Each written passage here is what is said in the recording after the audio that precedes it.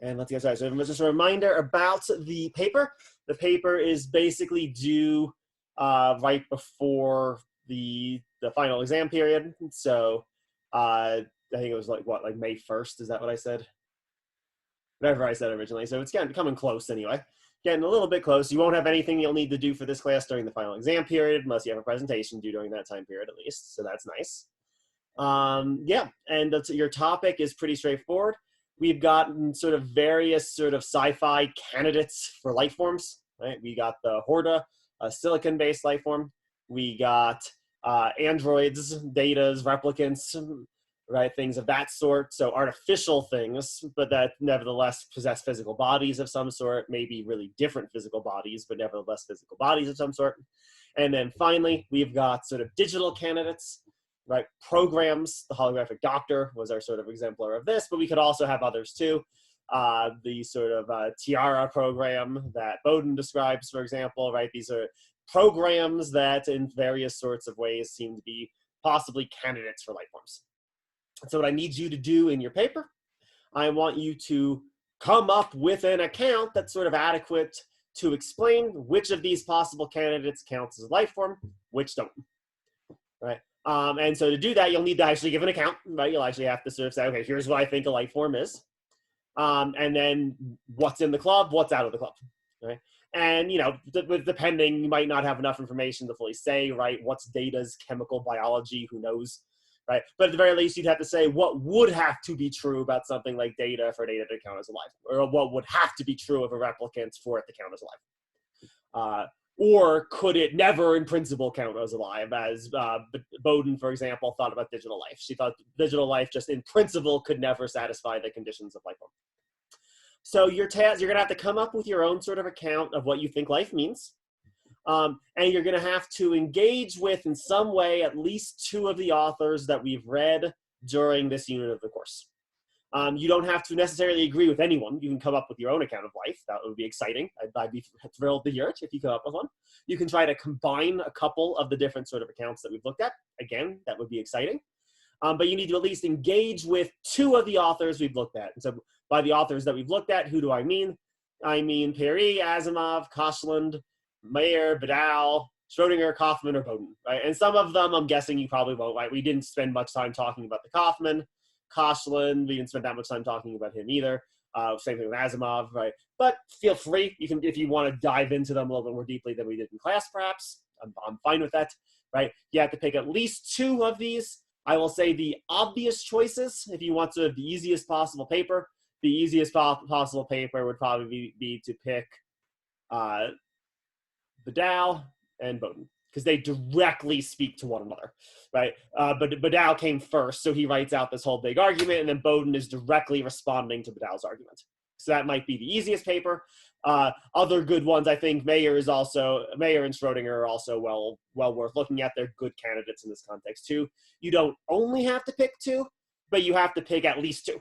So two is sort of the minimum. Caleb, go ahead. So do we have to supply conflicting ideas? So you gave the example of Mayer and Bowden, I think. Mm-hmm. In our paper, do we have to give two different accounts and how they would argue over a specific example, say like data or something? You're probably going to need to. Yeah, I mean, I can maybe imagine some papers where it doesn't work out that way, but by and large, I imagine you're going to need to. Just because no two of these people are saying exactly the same thing.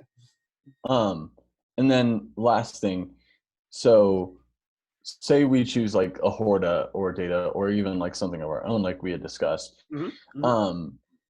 Using like lore from that universe or from that in order to supplement our argument, how would we go about doing that in like a good way, you know, because there's a lot of wiki pages and stuff that may offer information. What is that? Yeah, like is that like Is that All you something Star you're Trek intending to nerds out use? there like me who have spent far longer than you're comfortable admitting on Memory Alpha. Yeah. Yeah, exactly. And like that offers some background information on the character or like Mhm. the or the thing that you're trying to Right. So I understand. would Is that okay to use or no? That's fine to use, but I would almost the basic way I would go about approaching it is still sort of as this sort of like hypothetical, right? So Hmm. I've said what life is. Here's what I think life is, right? Here's what would have to be true about the Horta in order for the Horta to be a life form on this model, right? Okay. And then you can use the sort of internal lore of the worlds to help set that up, right? So maybe, let's say you do the androids from Nier Automata, right? Hmm. Maybe you can sort of use that as sort of like a helpful thought experiment, right? Or a helpful way of thinking through possible different properties, sort of synthetic or android-based things could possess, right? And that's fine, but the ultimately needs to relate back to your sort of account in some Yep. sense. Okay. So Cool. That's what I was almost looking like for. the lore could just be like a fun way of thinking about like how could a synthetic thing be made such that it counts or does not count as life. Could you use that? Sorry, I don't mean to keep on dragging on, That's but fine. like, could you use the lore? So say, like since I'm probably doing the Fallout Hmm. androids, Hmm. could I use the lore found on like Fallout Wiki or something to say like these have these telenomic behaviors or undergo Hmm. these physicochemical or Yeah. physiochemical things? Again, I would just that's perfectly fine. I would just put that in terms of like How here's it a relates? possible set of properties that a synthetic thing could possess. If a synthetic thing possessed those properties, it would be a synthetic form of life. Okay, gotcha. Thank you. Yeah, so basically just use sort of the lore as just more thought experiments almost. Like what are the possible permutations of construction for this artificial thing or for this silicon-based thing or for this digital thing? Gotcha. All right. Excellent. Good. Good. So yeah, so that's overview of the sort of the paper. It should be about five aim for right around 5 pages. If it goes a little over, that's fine. If it goes a little under, that's fine. If it goes a lot over, be charitable to me. I have to do a lot. I'm gonna have to do a lot of grading, and I'm still really behind. But But if it goes really under, it's probably not going to be adequate. Really under is probably not going to be doing enough. I would expect there's at least a good 5 pages to say here. Um, you feel free to come up with your own view. Your view doesn't have to be any of the four that I sort of that we'll go over in a couple minutes. But those are at least starting points anyway, and you should at least be responding to those in articulating your view. So, right. So if you want to say, for example, that any rational thing has to count as a life form that some of you have talked to me about, that's fine. You can totally say that, but you'll need to put that sort of in conversation with at least a couple of the other things that we've read too. Right. So why that criteria? And I was thinking, just as a little side note, so I was thinking about what to do for the remainder of the course, right? We've got like, what, I don't know, we have like 2 weeks left basically of classes. So what could be fun? I was actually thinking, just based on questions you've all asked me, I was thinking we could actually just focus on this question of how does life actually relate to what like moral personhood or consciousness, that kind of thing, as a topic for the last 2 weeks. A lot of you have sort of expressed interest in those directions. That I can do some sort of like personal identity stuff along the way or as part of that.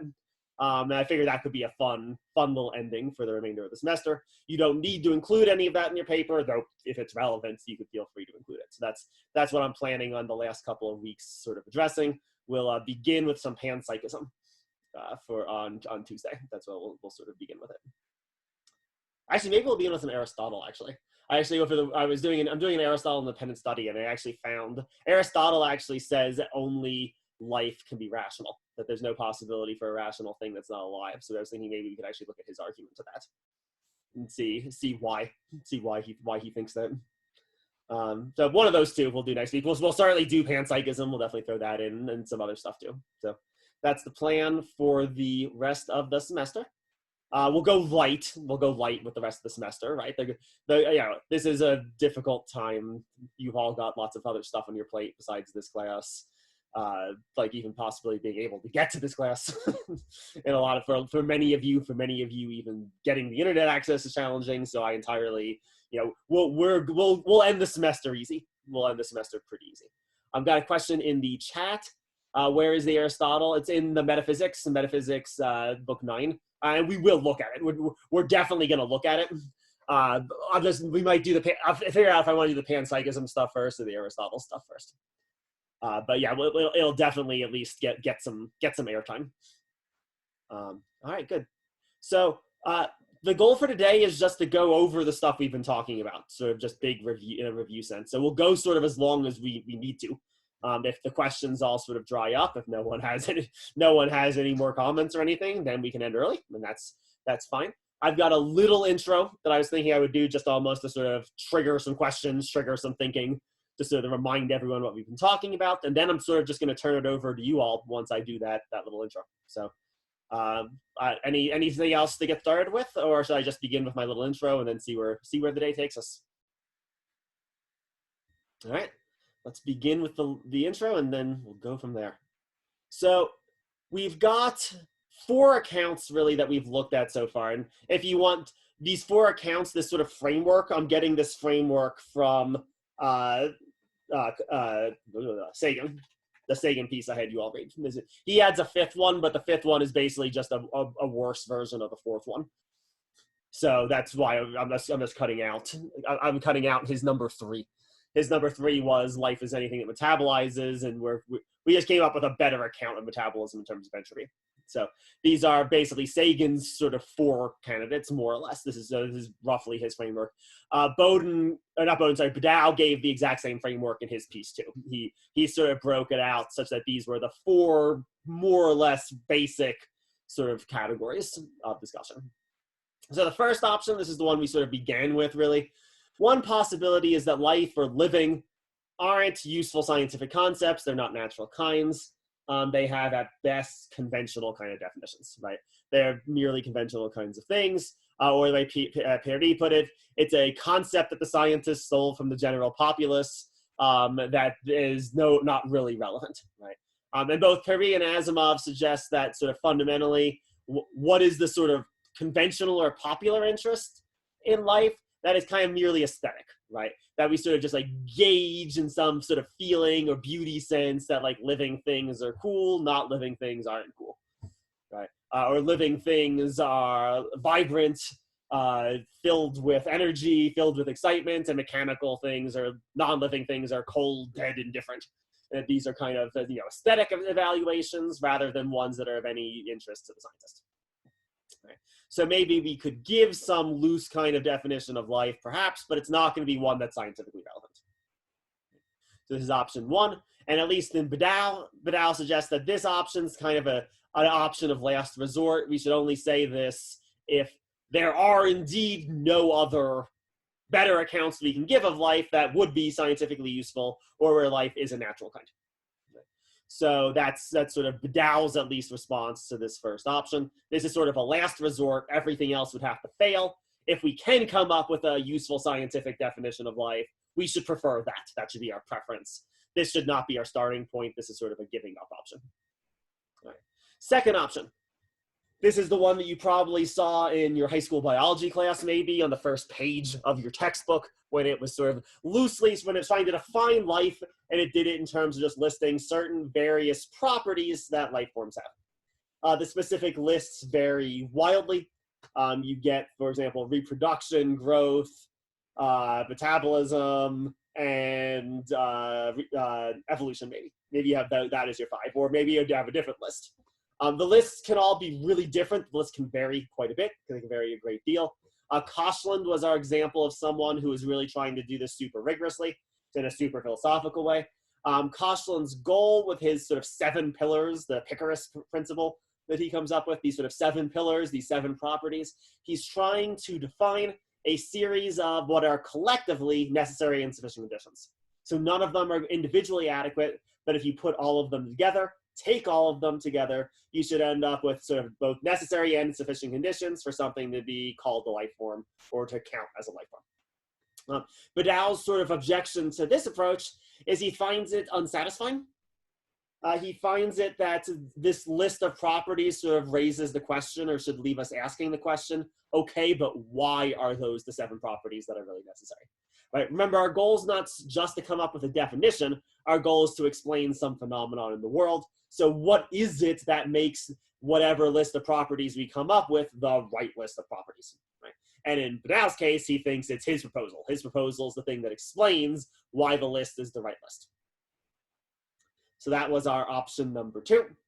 Option number 3, we define life in terms of things that possess what we were calling sort of teleonomic properties, these program-directed, goal-oriented properties, right? This is sort of Mayer's language, this teleonomic language, and it's really useful. He's the one who basically invents it, and then it gets wildly used from onward in terms of the scientific literature. So this is indeed, this idea of a teleonomic property, this is indeed a scientifically useful concept. That's Mayer's claim, at least, right? This is going to help biologists do biology better and with greater clarity as a result of this concept.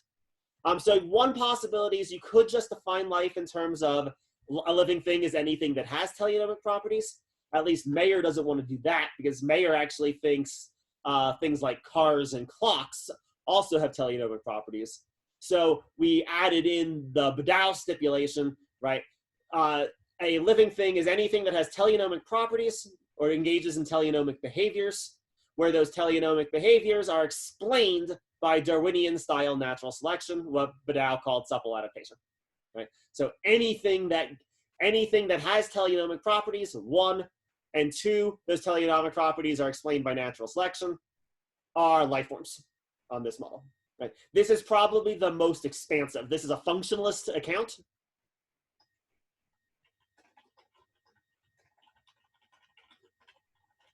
Right, of life, right, in terms of what we were talking about last time with the Bowden. This is a purely functionalist account of life, and so it's going to let the most things in. Indeed, Badau is actually really specific about that. He's explicitly says, yes, digital life, welcome to the club.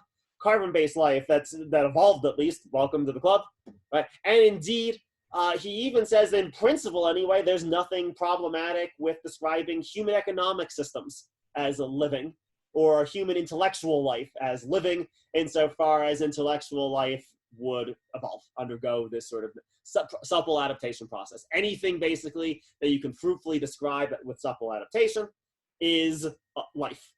And it isn't therefore something that the biologist has something helpful to say about.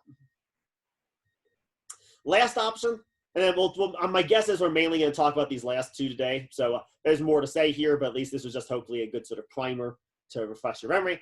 Last option, the sort of Schrodinger option, right? He's the one that sort of is foundational for thinking about life in this way. Schrodinger argues that life is anything that autocatalyzes. What we mean by autocatalyzing is a physical or and chemical system that maintains its own entropic level, that maintains its own order by increasing the entropy and disorder of its environment. And the key thing is that it does it by itself. This is a maintenance activity. The chemical system itself preserves and maintains itself, repairs itself, expands itself, grows itself, right? It's doing it. It's not something that's done externally to it. Cars perhaps can maintain their entropic levels, but to do so, they require a human mechanic and engineer from outside of the car to sort of futz in with the engine, clean it out, right? The kind of an auto-catalyzing system is one that does this itself, that's sort of self-repairing, self-maintaining, self-organizing in various sorts of ways. So this is a explicitly not functionless account.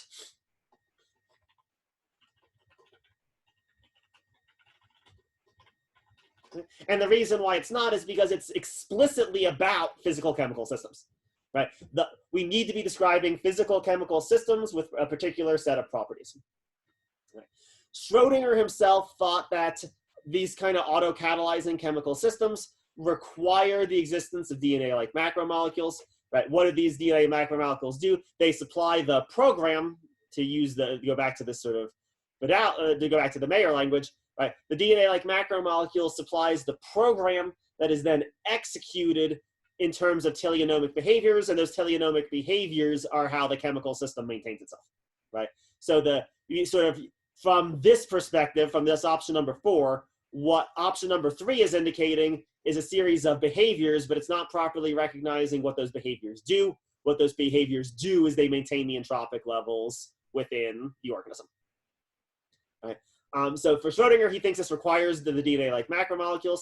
Kaufman gives us an alternative account where he sort of comes up with what I was sort of calling sludge monsters. So just chemical systems themselves that auto-catalyze without any special molecule, but just because of the organization of the chemical system itself. We didn't spend much time with that Kaufman article, but at least I wanted to present it as a possible alternative. And then Bowden at least uses this to argue that it is therefore impossible that digital life could ever exist. Digital life is an impossibility. It's a contradiction in terms, because life has to be a kind of physical chemical system, and a digital thing can never be the right kind of physical chemical system. All right, so these are our 4 big options. What I'm guessing at least many of your papers will look like is you picking 2 of these, right? And again, these are the 2 most obvious. These are the 2 that are most directly sort of, at least in the people that we read in sort of conversation and dialogue with one another. So I imagine at least many of you or most of you will take options 3 and 4 and sort of put them in conflict to either try to resolve their tensions or suggest that one of them is right and the other is wrong. But here are at the very least 4 options for you to choose between. You can also reject all 4 of these options and come up with your own as a 5th. That's also fine as well. But yeah, then you'll have to then put your 5th one in dialogue again with some of these other 4 possibilities. Right. So that's my little introductory spiel. Just sort of a little reminder of what it is that we've been talking about. Yeah, what do people want to do? So today is sort of the review day of the 2nd unit. So what do people want to review? What do people want to talk more about? What do people want to get clearer on? What do people maybe want to put in conflict or put views that people want to put in conflict? The floor is yours. And again, if no one has anything to say, I guess class is dismissed.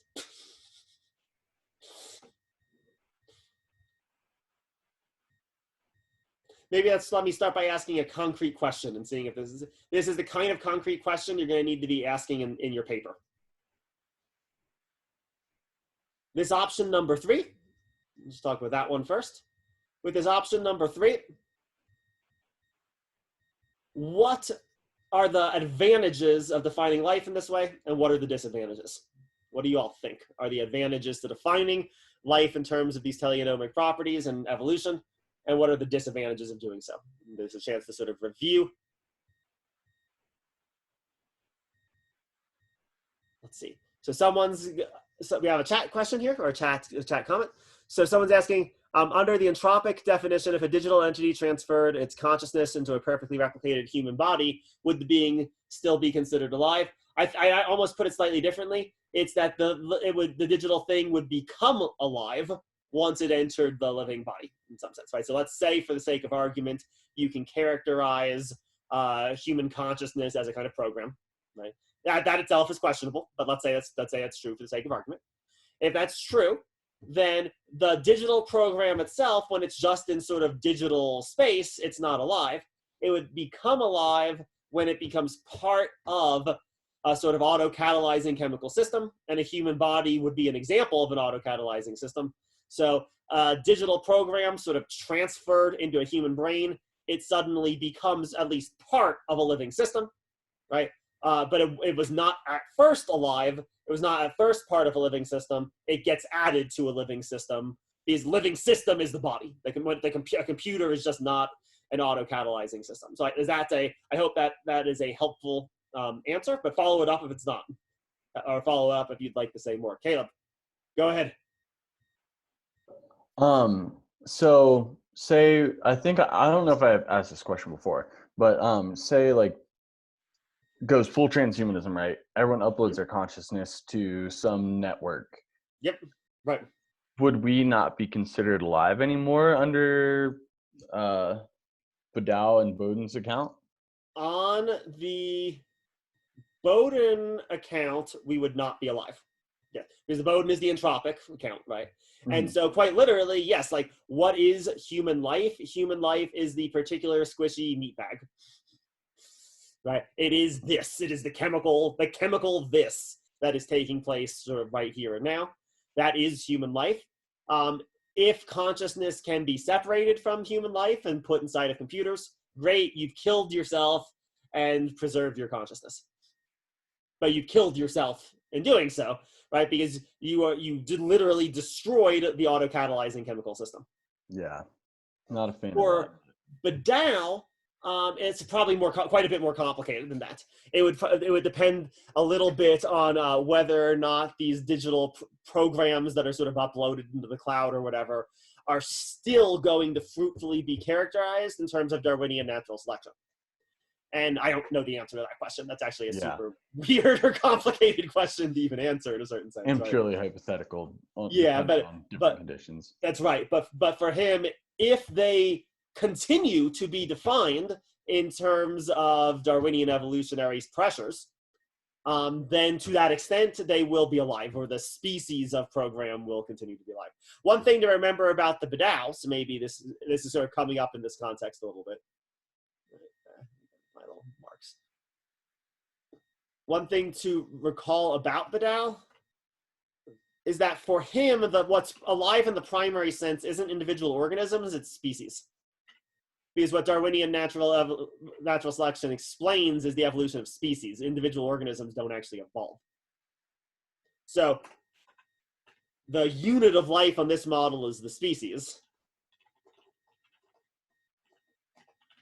And I'm using species really broadly here, like, or subspecies or whatever. It's the collective, because that's what undergoes evolutionary change.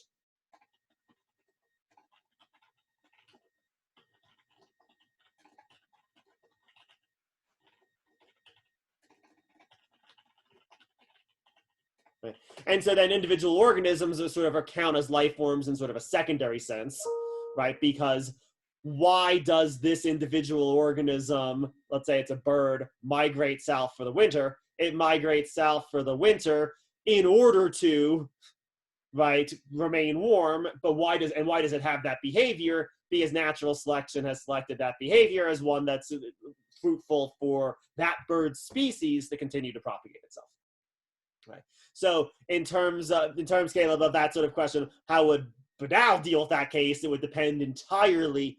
Are those digital consciousness uploads, are they still selected for survival in some sense by natural selection pressures? If yes, then yes, they're probably a different form of life, a different species. But fine, they're still alive. If not, if they're just perfectly preserved in some digital space where they don't have to compete for anything, no, on his account too, they would not count as life forms. All right, so we got a couple more questions. So we have, would the brain dead human body still be considered alive? Yes, it would. That's a great question. So I mentioned this earlier in the semester, and we haven't really talked about it to any sort of great extent, but it's actually incredibly difficult to give a philosophically rigorous definition of when a living thing dies. It's actually super disturbing. There's no really good account of when you die. Your brain continues to engage in neural activity for like up to 4 days after your heart stops. And indeed, the chemical soup of your body keeps doing somewhat similar things for at least a couple hours after you die. So it's really ambiguous. The line between living and not living is sort of really arbitrary. It's traditionally been defined in terms of heart death because when oxygen stops flowing, the other organs at least shut down pretty fast. But the brain death definition is that you die when the brainstem dies. It is possible with ventilators to keep a human body going while it remains brain dead, while the brainstem has still been destroyed. So in that case, since the human body is still going through the ventilator, the system is still auto-catalyzing to some extent, and will continue to maintain itself with the help of the ventilator. But again, you always need some external conditions to auto-catalyze, right? So the ventilator is just another external condition. The brain-dead body is not dead on the entropic account. Because, on the entropic account, it's still auto-catalyzing. It's still the energy vampire, or the entropy vampire. And so, indeed, brain death would be a misnomer on the entropic account. That's a really good question. Yeah, that is indeed, I think, quite right. We got another one in the chat about do androids dream of electronic sheep in this context? So this is a good question. So the question, how do the androids, the replicants in Do Androids Dream of Electronic Sheep, how do those relate to this idea of sort of auto-catalyzing? We don't fully know. That we don't know for sure how their bodies work. They're actually described as quite squishy. So it's potentially possible that they are autocatalyzing chemical systems. We just don't know. Right. Basically, all an android is an artificial thing. That's basically all android means, an artificial thing that looks like a human. And so that's what the replicants are supposed to be. They could be quite literally like made with synthetic blood, and they have synthetic organs and all of that in quite similar to us squishy ways. So maybe they autocatalyze. Your question is, let's assume for the sake of argument that you're right and your basis in your question, and that those replicants aren't really these autocatalyzing systems. Okay, are they still do they still suffer entropy? Sure, they still do suffer from entropy, right? They will eventually die, quote unquote, I guess that's not even right. They will eventually shut down, right? Which at least they interpreted in the novel as dying. Or in the movie, if you see Blade Runner, again, they interpret that as them dying in that context. But they're probably misinterpreting themselves a little bit in that way, because on the sort of entropic model, right, everything is constantly increasing its entropy. So just the fact that your entropy is increasing, that's not a special marker of life, Schrodinger would think. That's true of everything. And that eventually you'll attain a kind of what Schrodinger was calling thermal equilibrium, or sort of heat death, right? That's not unique to life either. Well, the thing that's unique to life is the way in which the autocatalyzing system, it prevents entropy increase in a really novel, interesting way. So if those replicants aren't sort of fighting their entropy increase in the right kind of way, they would still not count as life forms. And then, yeah, how does this relate to sort of whether or not they're conscious? For Schrodinger, at least as we've been putting it, at least, there's sort of a separate question about whether or not a system is a living system and whether or not a system is a conscious system. There doesn't have to be an overlap necessarily between those two things as far as Schrodinger is concerned. Maybe there will turn out to be one, but at least his argument doesn't entail anything one way or the other with that regard. So living things and conscious things just aren't the same. So the androids could indeed be conscious entities. They could indeed be things that sort of have what we call moral personhood in philosophy. They could be things that sort of, they matter morally, and we have moral concerns about them. But that doesn't mean that they're alive, and it doesn't mean that they die when they sort of stop working. They just stop working in the way that lots of various things stop working, right? The sun will eventually stop working, right? Two, that doesn't mean that the sun's alive either. Even if they happen to also be conscious, even if they also have to be conscious or sentient or whatever, right? They still would not necessarily be alive. All right. So someone's raising the interesting question here, and it's a good one. What about Frankenstein's monster? Let's go back to the first unit a little bit. What would have to be true of the Frankenstein monster for the Frankenstein monster to count as alive? Right. And I think we'd actually give really different answers, actually. So I think this is going to be a really helpful question for seeing how these accounts differ. On the Badal account, Frankenstein's monster cannot be a life form. Why? Because he is not the result of any sort of natural selection process. Right? Indeed, there's no species. There is no Frankenstein's monster species to evolve to be subject to natural selection pressures.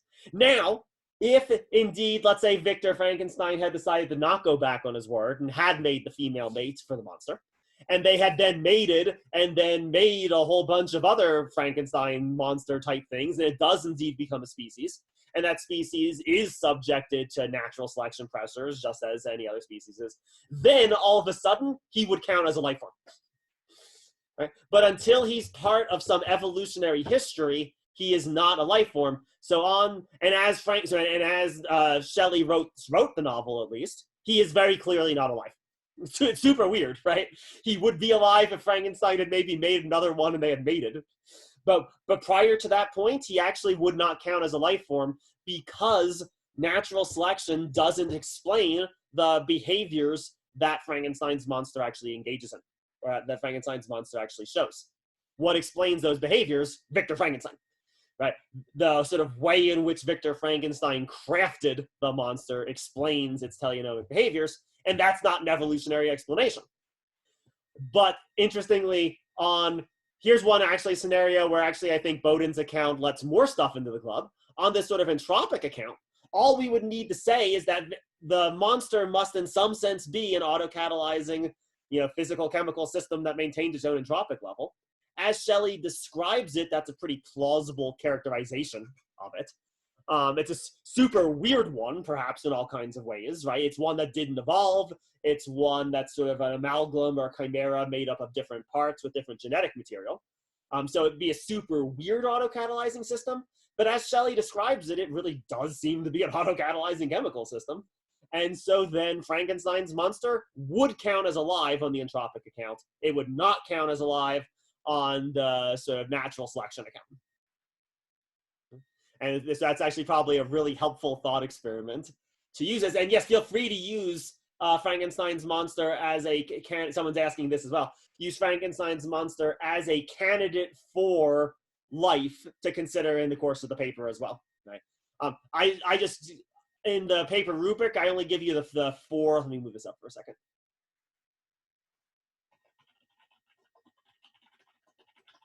So I gave you the ones from Star Trek. So the silicone base thing, the synthetic data like Android, and the digital life, the holographic doctor. But also, you could include the Frankenstein's monster as a candidate. And one thing that would actually be really interesting, how is Frankenstein's monster different from Data? How is Frankenstein's monster different from an android?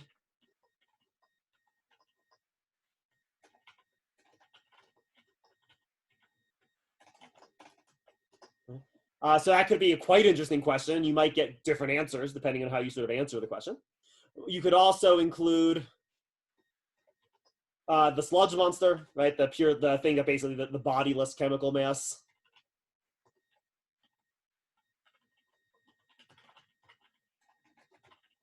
You could throw that into the list, right?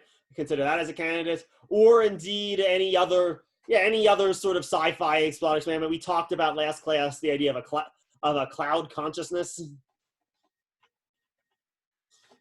right? Which is like literally like a sentient cloud, like a living cloud of some sort. Right. If you could throw that one into the list, see if that could possibly count, and what effects it would have. You probably should want to include at least 3 or so of these candidates, because what's really going to be helpful, I think, for your paper is having a lot of different candidates to compare.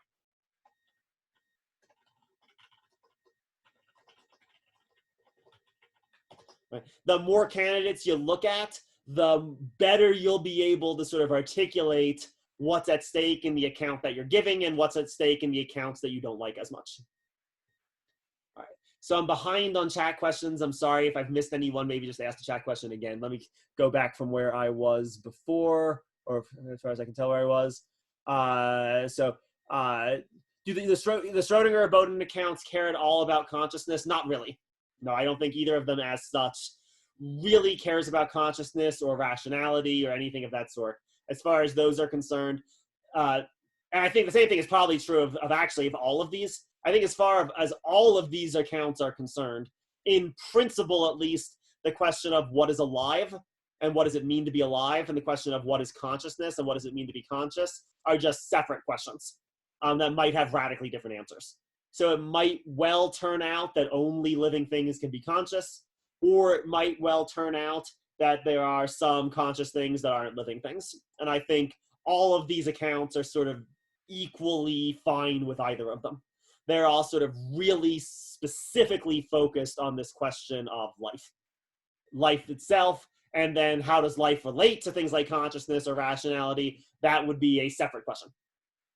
And one that hopefully we'll try to play a little bit around with during the last couple of weeks of the semester. So again, we're going to try to go a little bit light the last couple of weeks of the semester, and so just use that as an opportunity to maybe start talking a little bit about how does consciousness relate to this discussion of life, or how does rationality relate to this discussion of life. All right. Good. Let's see. Okay, I think I am caught up on chat questions at least. How are we doing? Any other sort of questions or thoughts? Let me ask you, here's another question to maybe consider. Why would we prefer one of these accounts versus the other, right? How can we sort of, in a non-question begging way, say why one of these accounts is better than the others?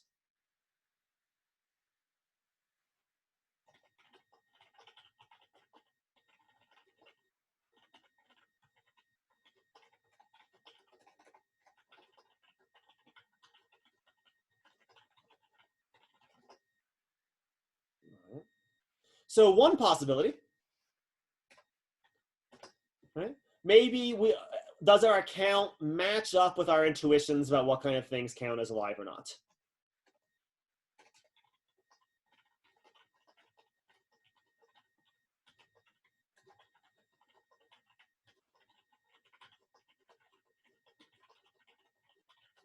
And yeah, I mean, I'll give you reasons to not rely on this too heavily in a second, but really everyone we've read is doing this to some extent, right?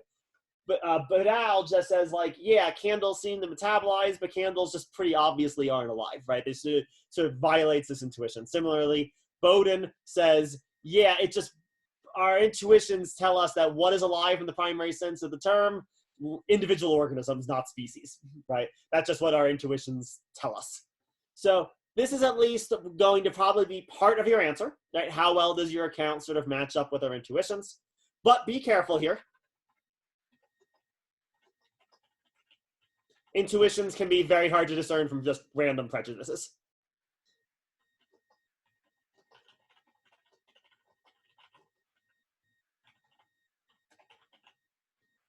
Maybe you just happen to like things like data and still want to let data into the Life Club. That doesn't mean you have a good reason to let data into the Life Club, right? That's just you just happen to like them, right? So this is going to be part of your study, I'm sure, but it's probably at least dangerous to rely on this exclusively. Also, be careful, right? Some of these authors are explicitly endorsing unintuitive results.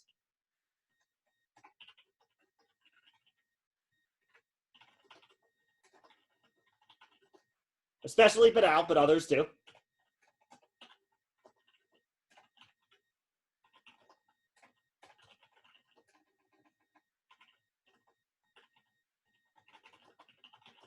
And so just saying Badal's wrong because his results are unintuitive kind of is beside the point. He's like, yes, I know, I agree these results are unintuitive, but I don't care, right? That's not enough to prove that I'm wrong. I'm acknowledging it. It's not just that I overlooked this fact. I acknowledge it, and I still think for other reasons we should adopt this account. So I got a couple more chat questions for a second. Let me take a look and see what we got here.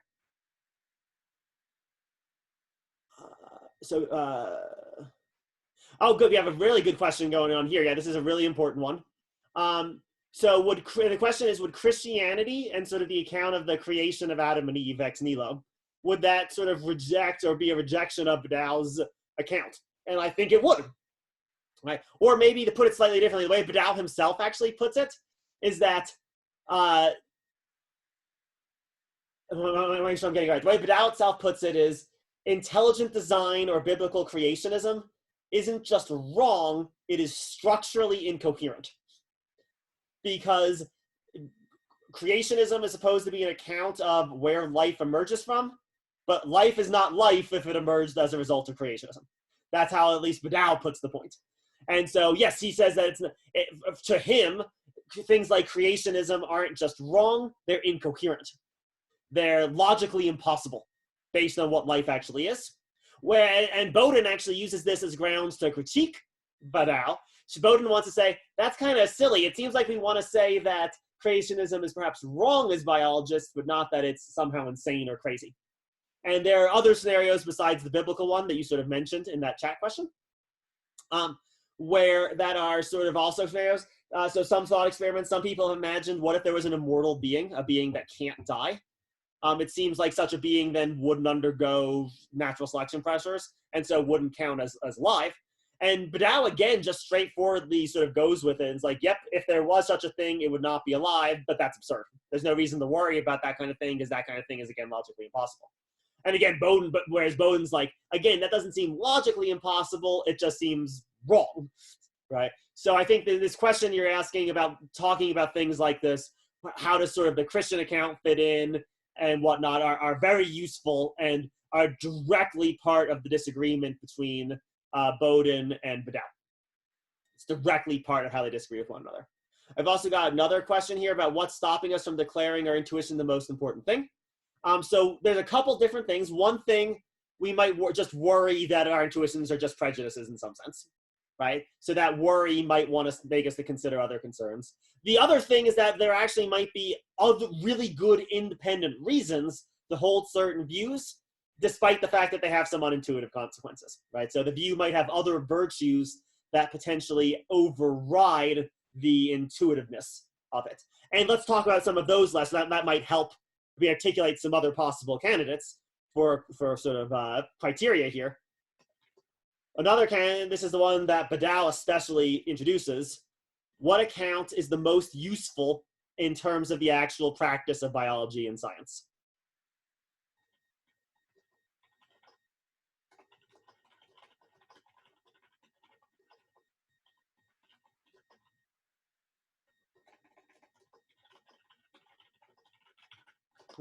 Remember that the sort of the view that everything but the first one, so Pierre's claim was that life is not a useful biological concept. So if we want to say that he's wrong, as both the third and fourth do, one possible criteria then is, okay, well, what concept of life is the most useful one, right? What one does the most work for the biologist? And that's Badal really heavily relies on this claim. Bowden does too in a different sense, but Badal really relies on this. He thinks that his definition, or his account,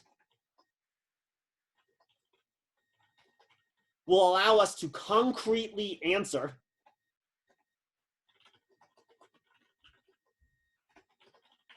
certain questions, right? That seem like they're scientific questions, sort of scientifically valuable or scientifically important questions, right?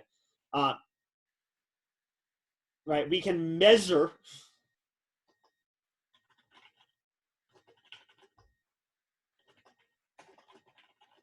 the extent to which a system is undergoing supple adaptation.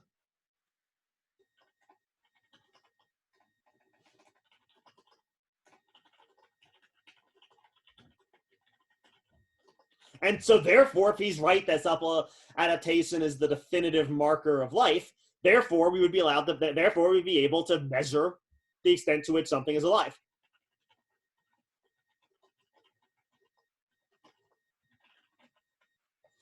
Right? So it's like exclamation mark, because that's what biologists love, measuring stuff. Scientists love measuring things. If we could indeed measure the extent to which a system is alive, that would be awesome. That would be great. Right? Bowden also brings up a point to this extent too. She brings up that the concept of metabolism is one that's been overwhelmingly important for the actual practice of biology, and so there would have to be some overwhelming reason to sort of get rid of it. We need something overwhelming to discount how overwhelmingly useful metabolism has been in describing living systems. And so even if metabolism produces unintuitive results, that's beside the point. It's been so useful, we should preserve it anyway. So this would be another example of a kind of thing that we could point to, and getting back to the chat question, that could cause us to accept an otherwise unintuitive result because it's otherwise quite useful. Another possible candidate, we can talk about the sort of logical consistency and coherence of the view.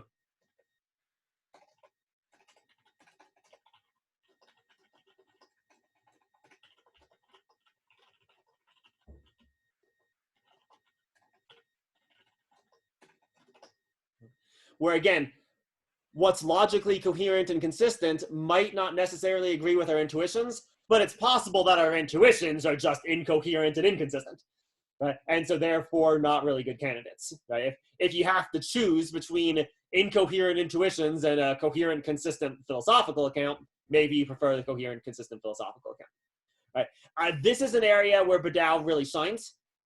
Badal's view is really consistently defined. His view is very simple and straightforward to define, hence it being so easy to measure, right? There's no real question begging in his account as far as I can see. Like he's using this Mayer account of the teleonomic behavior, which seems like that itself is a pretty rigorously definable thing. And he's using it in the context of Darwinian evolution. And again, that's pretty rigorously, easily definable. Badal is able to give us a pretty logically consistent and coherent system. There are concerns with Boden's account that her definition of metabolism is circular.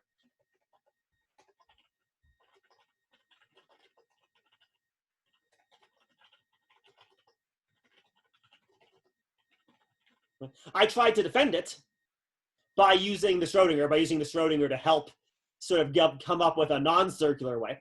But even still, there are people that worry that the kind of account that Schrodinger and Boden are giving are circular in some sense, that they sort of beg the question. You define a body is that which metabolizes, and what's metabolism? Something that's taking place within a body. That doesn't seem super helpful. That's a circular account.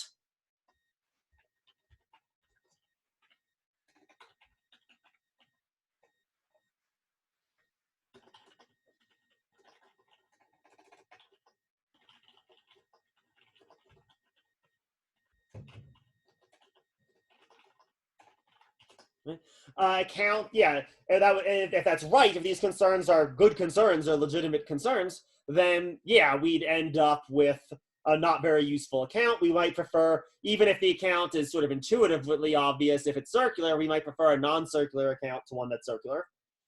And this is sort of what Badal himself says why he's basically against metabolism as a criteria, because he doesn't think it's going to be possible to define metabolism precisely enough that it's not just arbitrarily stipulating some activities are metabolism, some activities aren't metabolism. Okay? So that's sort of a logical consistency and coherence of the view kind of claim. So this is another sort of criteria you might well have too. And then I guess if I'm Asimov, at least, Asimov is, I think, the only one who goes this way. So maybe be a little bit concerned with it. Maybe you rely on that kind of aesthetic criteria.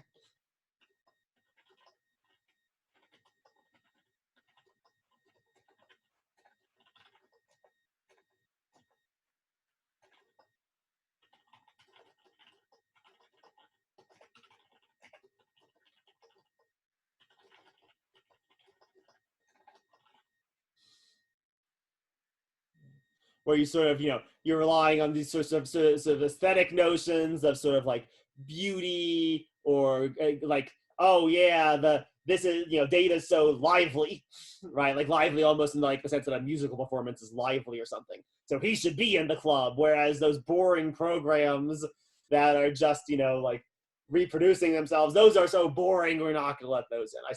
I mean, this is probably something to be perhaps a bit suspicious of this.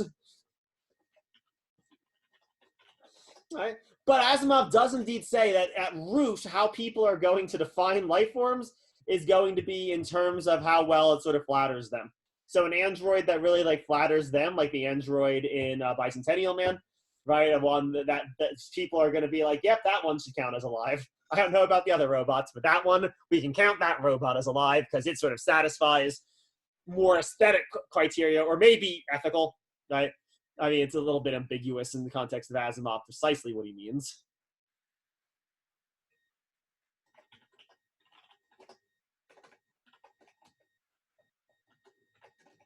So this would be perhaps another option. Not necessarily one I would recommend going in, but possibly. You can maybe do some good stuff or interesting stuff going in that direction with it too. So let me make sure I haven't missed anything in the chat. So someone's asking here that what's the difference between Boden and Schrodinger's account? It's a really good question.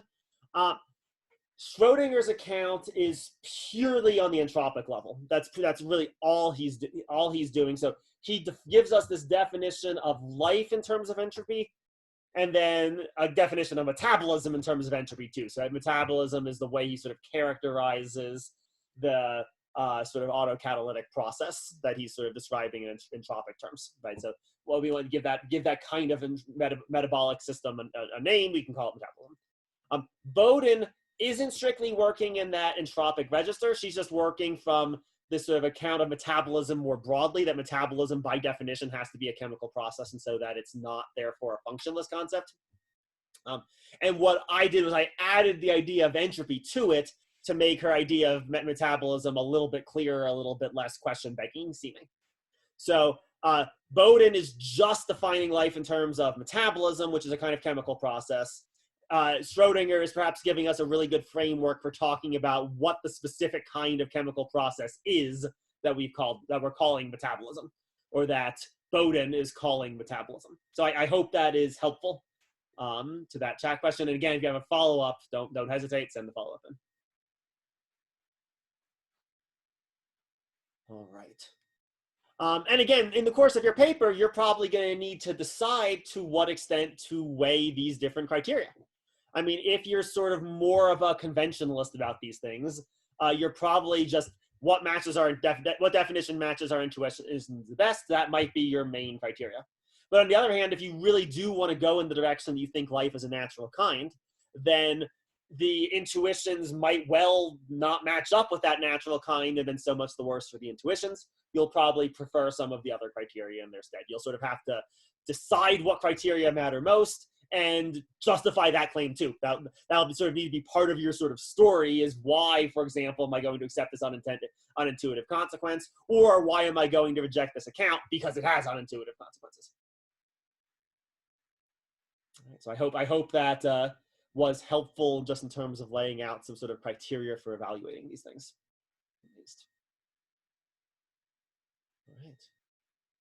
Good. So that's pretty much all I had to go over today. I don't have anything else for you all. But I think with this second thing, talking about the criteria, I think we went over some of the other little details and reviewed some of the other little details in the Boden and the Badal that I thought would be interesting. Does anyone have any other questions, anything else, or maybe comments or ideas? Anything else you'd like to sort of say before we depart?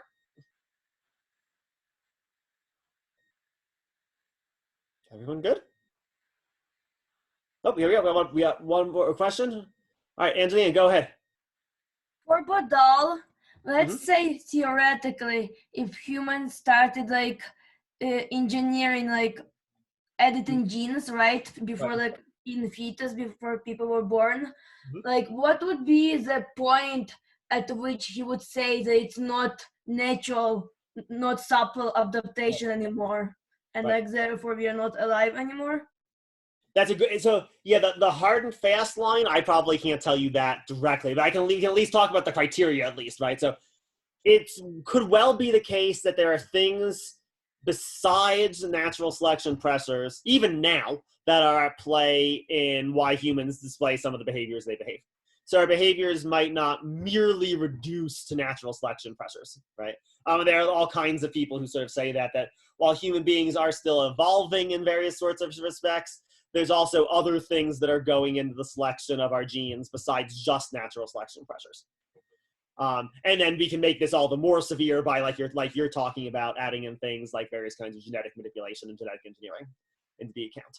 But so long as natural selection pressures are still at all relevant, we would still count as a life form for him. So there might be other stuff besides natural selection pressures that you would need to explain us, maybe because we're rational, maybe because we're conscious, maybe because this, that, and the other thing.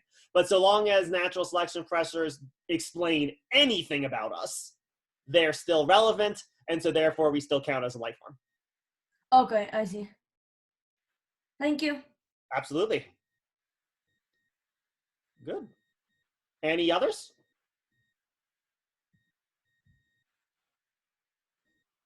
All right, well, I'm good for today, if you're all good for today. Yeah, the paper is due. I mean, I'll actually pull it up so I can make sure I'm getting the exact date right. I thought it was the 1st of May, but I want to actually just confirm that that's in fact what I ultimately concluded on. May 3rd, actually, so not the 1st of May. So the Sunday before finals week. Perfect. So your papers are due May 3rd, so you've got about 2 good weeks to work on them. Yep, aim for around 5 pages or so. So you're, assuming you didn't turn in a paper in the first time, right? This paper is going to be worth a good chunk of your grade, so do a lot of good work on it. Because it'll be worth 40% of your grade in the class, this one paper, because we had to drop the other one. So let me know. I'm happy to look at drafts. I'm really behind on stuff, so probably get me your draft well in advance if you actually want me to give you useful comments on it. But I'm going to try to get everything caught up grading-wise as best as I can. Stay on top of the presentations. We have a bunch of presentations due in the coming days. So if you haven't already, get in touch with me. Make sure we're clear about what your presentation topic is going to be and how you're going to turn it into me. Otherwise, have a great weekend, everyone. We'll probably start, I think we'll start with some panpsychism, actually. I think we'll start with some panpsychism on Tuesday, and that we'll go from there and sort of start playing with this question that you all seem to be very correctly, I think, interested in. How does life relate to things like consciousness, to things like identity, to things like moral status, and all of that? So that's what we'll play with for the last 2 weeks of the class. All right. Thank you all very much.